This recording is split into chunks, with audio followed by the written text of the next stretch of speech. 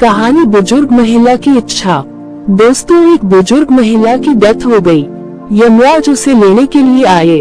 उस बुजुर्ग महिला ने यमराज से पूछा कि आप मुझे स्वर्ग ले जाएगी या नरक। यमराज बोले, मैं तुम्हें स्वर्ग या नरक दोनों में से कहीं नहीं ले जाऊंगा। तुमने इस जन्म में बहुत ही अच्छे कर्म किए हैं, इसलिए मैं तुम्हें सीधे प्रभु के पास ले जा रहा हूँ। यमराज की बात सुनकर बुजुर्ग महिला खुश हो गई और वह बोली, धन्यवाद, पर मेरी आपसे एक विनती है। मैंने यहाँ इस धरती पर स्वर्ग नरक के बारे में बहुत सुना है। मैं प्रभु के पास जाने से पहले एक बार इन दोनों जगहों को देखना चाहती हूँ। यमराज ने उस बुजुर्ग महिला से कहा कि तुम्हारे कर्म अच्छे हैं, इसलिए मैं तुम्हारी यह इच्छा पूरी करूँगा। चलो हम स्वर्ग और नरक के रास्ते से होते हुए प्रभु के धाम चले गए। वो दोनों चल पड़े। सबसे पहले नरक आया। नरक में इस बुजुर्ग महिला ने जोर जोर से लोगों के रोने की आवाज सुनी। लोग दर्द पीड़ा से चिल्ला रहे थे। वह नरक में सभी लोग बीमार दिख रहे थे।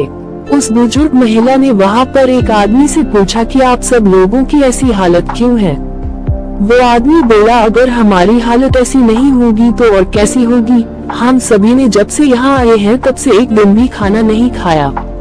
भूख से हमारी आत्माएं तड़प रही हैं। उतने में ही उस बुजुर्ग महिला की नजर एक बड़े से पतीले पर पड़ी, जो कि लोगों की कद से करीब 500 फुट ऊंचा होगा।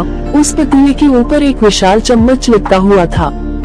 उस पतीले में से अच्छी खुशबू आ रही थी। बुजुर्ग महिला ने उस आदमी से पूछा कि इस पतीले में क्या है। आदमी ने जवाब दिया कि ये पतीला स्वादिष्ट खीर से हर समय भरा रहता है।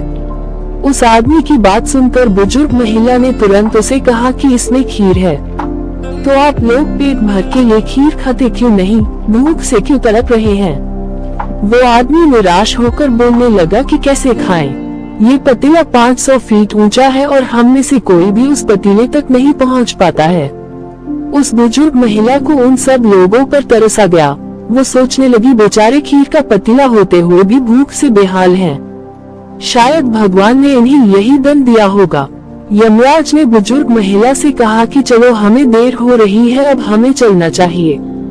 दोनों चल पड़े। कुछ ही देर चलने के बाद स्वर्ग आया। स्वर्ग में उस बुजुर्ग महिला को सबकी हंसने की आवाज सुनाई दी। वहाँ पर लोग काफी खुश थे।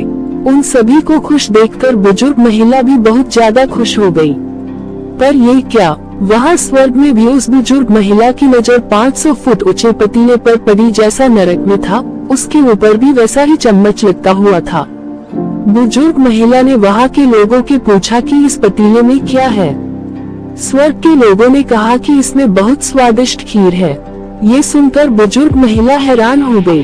उसने वहाँ के लोगों से कहा कि ये पतीला तो 500 फीट ऊंचा है, आप लोग तो इस तक पहुँच ही नहीं पाते होंगे। उस बुजुर्ग महिला ने कहा कि इस हिसाब से तो आप लोगों को खाना मिलता ही नहीं होगा, आप सभी तो भूख से बेहाल होंगे। मुझे आप सब लोग फिर भी इतने खुश क्यों लग रहे हो? ऐसा कैसे हो सकता है? स्वर्ग में सभी लोग बोले, हम सभी लोग इस पतीले में से पेट भर के खीर खाते हैं। ये सुनकर बुजुर्ग महिला बोली, पर कैसे? पतीला तो बहुत ऊंचा है। स्वर्ग में सभी लोग बोले, तो क्या हुआ, पतीला ऊंचा है तो यहाँ पर कितने सारे पेड़ हैं। ईश्वर ने पेड़, पौधे, नदी, झरने ये सब उपयोग करने के लिए ही तो बनाया है। हम सभी ने मिलकर इन पेड़ों की लकड़ी ली, फिर उसको काटा, फिर लकड़ियों के टुकड़ों को जोड़ के विशाल सीढ़ी का निर्माण किया। अब उस सीढ़ी के सहारे हम पतीले तक पहुँचते हैं और सब मिलकर खीर का आनंद लेते हैं। ये सब सुनकर वो बुजुर्ग महिला यमराज की तरफ देखने लगी। यमराज मुस्कुराए और बोले, ईश्वर ने स्वर्ग और नरक मनुष्यों के हाथों में ही सौंप दिया है। चाहे तो अपने लिए नरक बना ले, चाहे तो अपने लिए स्वर्ग। ईश्वर ने सबको एक समान हालातों में डाला है। वहाँ नरक में भी पेड़ पौधे सब थे, पर वो सब लोग खुद की आलस की वजह से भूखे तड़प रहे थे। उन्हें खीर हाथ में चाहिए थी, वो कोई कर्म नहीं करना चाहते थे। नैतिक शिक्षा, स्वर्ग और नरक दोनों हमारे हाथ में ही है।